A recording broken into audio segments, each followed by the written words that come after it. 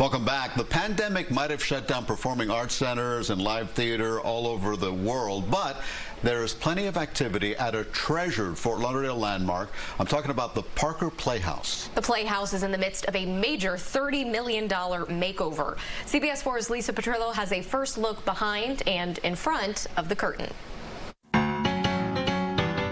Built in 1967, the iconic Parker Playhouse in Fort Lauderdale is in the middle of a massive $30 million makeover, a plan in place well before the COVID shutdowns.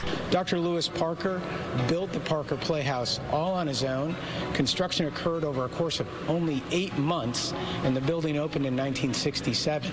And since that time, the building has then been donated back to the city of Fort Lauderdale. So it's actually a city building that is operated by the Broward Center on their behalf. And we've worked together, the city's invested money and the private sector's invested money to raise the $30 million that it's going to take to make this renovation happen. State-of-the-art equipment is being installed to create a new hospitality experience in this storied venue that in its heyday featured shows by some of the biggest names in the business. So we've had James Earl Jones, Liz Taylor, Eartha Kitt, Mickey Rooney. I mean, it's a long list of names that people, especially from that era, but even people from this generation will recognize, graced the stage here at the Parker Playhouse back then. Renovations will integrate the original facade of the building now into the lobby, and many of the other original architecture features will remain the same.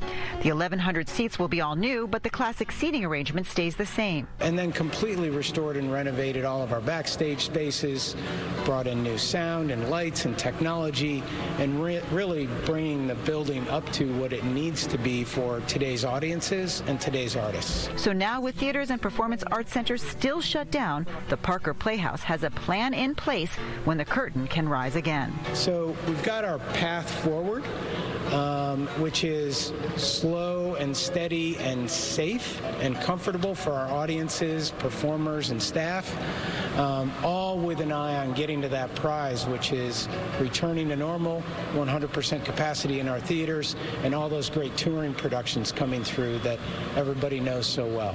The renovations for the Parker Playhouse are on schedule for January of 2021.